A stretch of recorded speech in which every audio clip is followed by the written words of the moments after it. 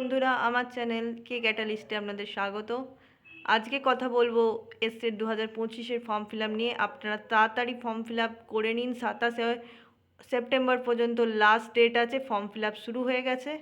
আমরা সাধারণত যেমন ফর্ম ফিল আপ করে থাকি, মানে অরিজিনাল ডকুমেন্টটাকে স্ক্যান করে দিই, এখানে কিন্তু তা হয় না।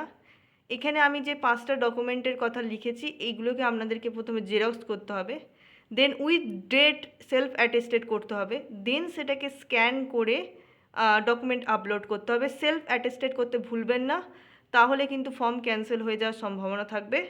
প্রথমেই বলে দিই, মাধ্যমিকের সার্টিফিকেট লাগবে, দ্বিতীয়ত এইচএসের সার্টিফিকেট, 3 গ্র্যাজুয়েশনের সার্টিফিকেট, আর কেউ যদি মাস্টার্স বা এমএসসি করে থাকেন তাহলে তার সার্টিফিকেট, আর বিএডের সার্টিফিকেট। কেউ যদি না করে থাকেন মাস্টার্স বা এমএসসি তাহলে দরকার নেই, গ্র্যাজুয়েশনের সার্টিফিকেট পর্যন্ত দেবেন, টিজিটিতে অ্যাপ্লাই করবেন।